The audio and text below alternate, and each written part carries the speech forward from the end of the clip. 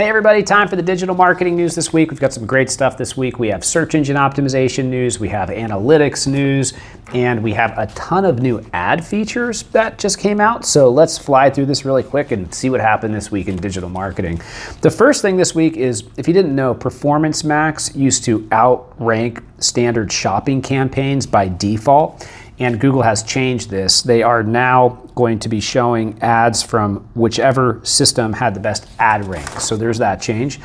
Next item this week, videos can now be played directly inside of Google Shopping, and they could not before. And then in other news this week, Google Ads is now allowing you to put in web pages and then use AI to generate images and video from those web pages. Are they any good? I don't know, but they're letting you do that. Next item this week, the Imagine 3 AI model is coming to Performance Max, and that's bringing new creative tools, testing capabilities, and campaign management. One of the items specifically is you'll be able to create high quality ad visuals through this as well. So similar to the story for Google Ads, but this is coming to Performance Max. Credit to Search Engine Land for those stories. Also this week, is it already Christmas? Because Google just announced some new features such as shareable ad previews, asset experiments, and testing final URL expansions, which they did not have in Google Ads before. In other news this week, this is more focused on search engine optimization, but John Mueller was on Reddit and he told marketers and web developers that value and quality are still what gets you noticed, not third-party metrics. And I couldn't agree with this more. The more I've been doing SEO in the last 3 months, opposed to, however long I've been doing it, 20 years or something like that, I've noticed that they're really looking at EEAT, which is experience, expertise, authority, and trust. And they are looking for those factors on the website. So it's really more value and quality in the metrics that come around that from the user and dwell time that are making an impact in your rankings nowadays: page speed, dwell time, click-through rate, and then Google kind of crawling the page and looking at the density of the material that you're sharing, and does it check all those boxes that are in their quality rater guidelines. Next item this week, a new study shows that Google AI overviews still have work to do. They said 57% were accurate, 43% contained misleading or inaccurate information, 12% were incomplete, 31% were either misleading or missing crucial details.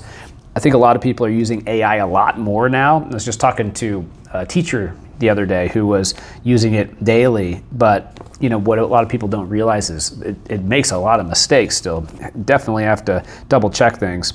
Next item this week on X is pretty interesting to see, but apparently a lot of accounts are blocked on X or have been blocked on X, and now they're changing this so that even if you block an account, you can still see the content that's coming from an account that you blocked. More on that story on the website. Next time this week, were you just hoping one day, did you just say a prayer and say, I hope one day I can get analytics for Threads? Because if you did, your prayers have been answered. Meta has added new mobile analytics to help users evaluate and understand their performance on their text-based social media platform, Threads. So you'll get some metrics on Threads that you didn't have before, which will certainly make more people want to use it. Next time this week, I found this interesting. According to TechCrunch, Google is making a Synth ID text, which will allow developers to add watermarks to any AI-generated text. The quote is, "Today we're open sourcing our Synth ID text watermarking tool," the company wrote on X, "available freely to developers and businesses, and it will help them identify their AI-generated content." So I guess you have to make a decision, are you going to use that or not? Next time this week, YouTube has added new poll sticker options for shorts, so you can do polls. And then next item this week, Meta implemented a new function that allows their system to make automatic adjustments to advertisers' accounts without explicit advertiser approval. So it's kind of a lot of different things. So you can See a little screenshot of it right there. But the system can pause or activate campaigns, adjust budgets up or down, consolidate ad accounts, make changes without notifying advertisers, consolidate audience segments, and more. So interesting news that Meta decided to do that. Check your accounts to see if any automatic optimizations are happening regularly.